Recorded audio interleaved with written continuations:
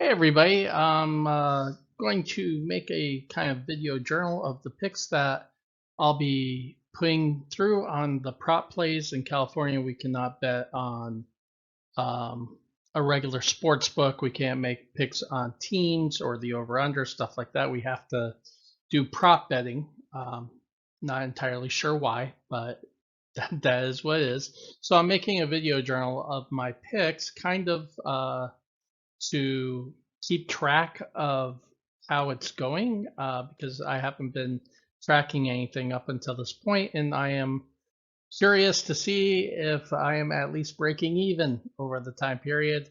I've been doing pretty good over the last couple of days, so I'm just going to be keeping track of that.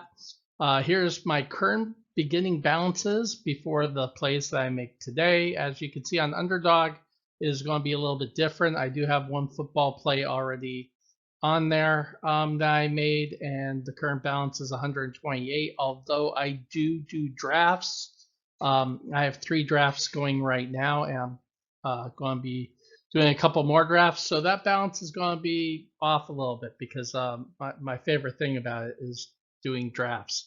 I already got some going for the NFL season next year because NFL's the best, in my opinion. And it's something I can do on that. I did see some stuff on Sleeper, but I don't have any funds in Sleeper anymore, so I'm not going to be focusing on that one. On Prize Picks, I was down to $10, hit a two-person yesterday to put it up to 30. So that's where that one's at right now. The goal is to um, hit a couple over the week so that on Friday we can make a predicted flex play. Prize Picks gives you tacos on Tuesday, which today's Tuesday, where it will lower by a percentage projections on certain picks. So I will be doing some of that. And then on Fridays, you get to do a protected flex play. And then you get that back in bonus funds if you lose. So I will probably be looking forward to that, and that's where I'll take advantage of that Mahomes um, hit there to put in an NFL one. And then on pick six, that's the one that I've been doing well on. DraftKings is a little bit different with the pick six, but it's currently at 309. And so DraftKings uses a pool system. I am not entirely sure how it works for its pricing. I've hit a 3 pick and had pay like $42, which on the other sites would pay 60. I've had a 3 pick and have had pay $242.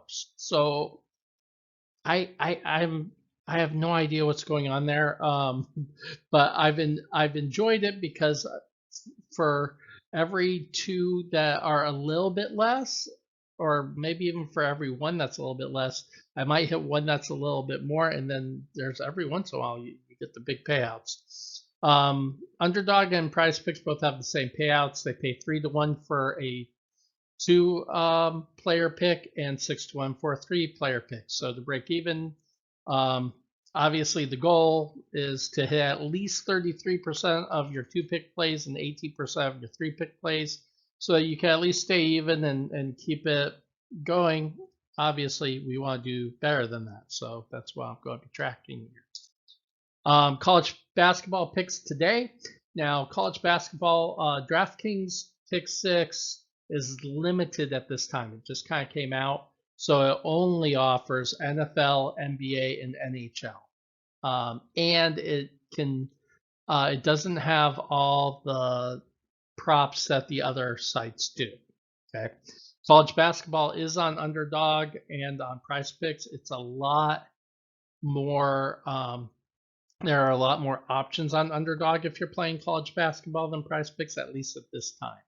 So my top 2 picks for today, and you'll see that I engage a lot in recency bias. I know you are not supposed to do that. I am aware of that, but that's how I make my picks. And so Steve Mitchell of Marquette over 4 rebounds. He's hit in 60% of the last 10, 80% of the last 5. And Chad Venning over 5 rebounds, and he's hit over 60% of the last 5. The two teams that are playing, the VCU Rams today, are roughly equal in rebounding margin. But St. Bonaventure is a pretty fast-paced team, and they do have solid offensive rebounding. So that's what I'm going with. The next 3 picks, Pop Isaacs, over 17.5 points. He's hit that, the over on that, in 80% of the last 10, 60% of the last 5. And then I have 2 unders on here. And in general, I do not like playing unders. It kind of sucks having to root for them not to do something. It's a lot more stressful than betting the over, but sometimes that's where the stats lead. Justin Moore has only hit the over in 20% of the last 10 games. One of those was in the last 5, and 38% on the season. And Bamba has only hit the over in 30% of the last 10, 20% of the last 5, and 35% of the season. That being said, these are both great players on a great team. So, I don't like playing the under, but that's where the stats are going on that.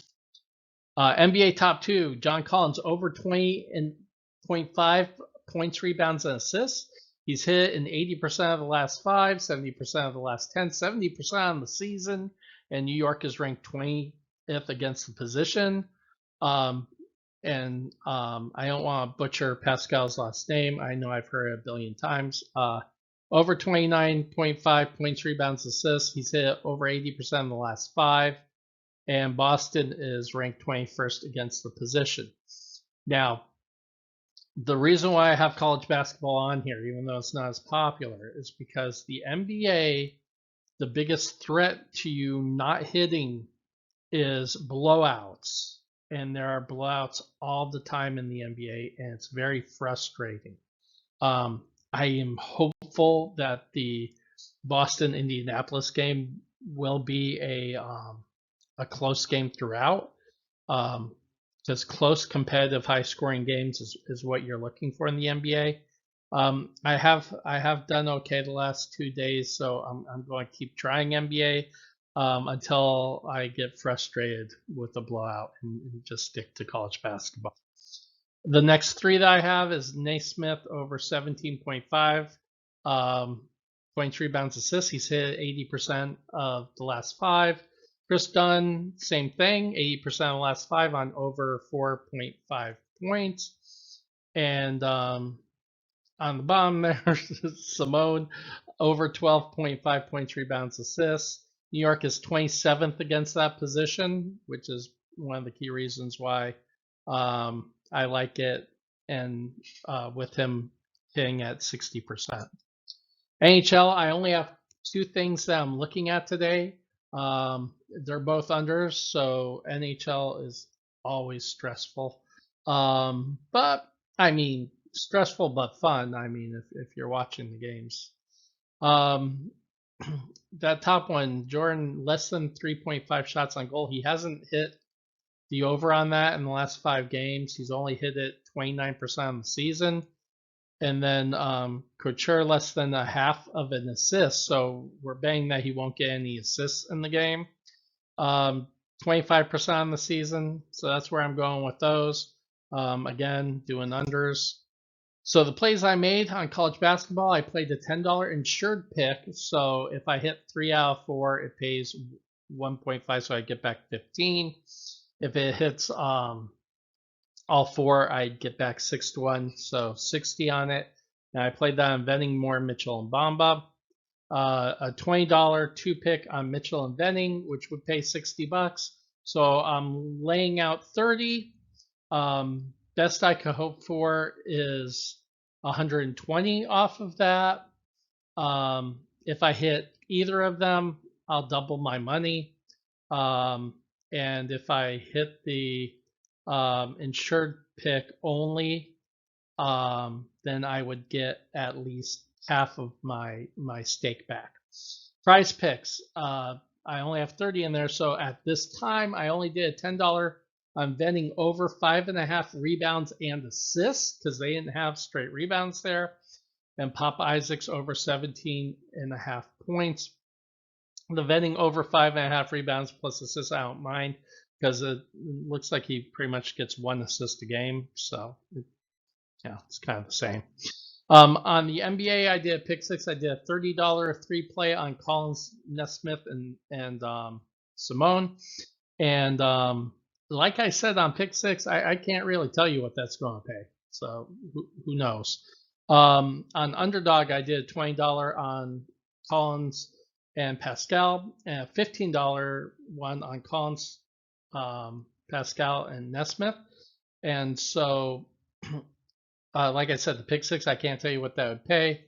The $20 on Collins and Pascal will pay back 60. The $15 would pay back 90. So we'll see what happens with that. Hockey on the pick six, I just did an $18 one on the 2 plays there. So balances after the plays, UnderDog's down to 60. Prizepicks is down to 20, and that will probably be gone when the tacos come out. I'm just going to pick some of these picks that I identified as the ones that I want to play the most today. And then on DraftKings Pick 6, there's still 261 left. So this is the spreadsheet that I created to try and keep track of all of this. And so I'll be updating that as I go each day. Hopefully today's a good day. We'll see. For me, at least, this is just for fun. If you're trying it for the first time, don't chase losses. Try and stay within your budget. Like if I lose the stuff on Prizepicks, we'll see what happens. I'm also doing offer wall at the same time, which I can withdraw. I just finished a raid offer wall that's going to pay like $240. So that's a net win of $200 on that. I use the free Cash app. If you are interested, hit me up on. You can hit me up on Discord. I'm under Little Rammy, RAMMIE on Discord. And I can send you a referral link for that if you are interested. You don't have to that way. But then I can withdraw that to either PayPal or to other things and use that to help fund this a little bit. I don't want to use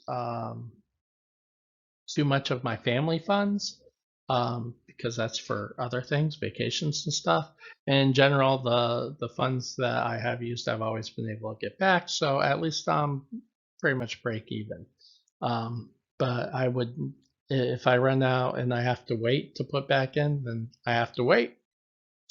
That's how it goes. So please don't overextend yourself. Let's have some fun, and hopefully tomorrow we're looking at some better balances. I'll see you guys then. Bye-bye.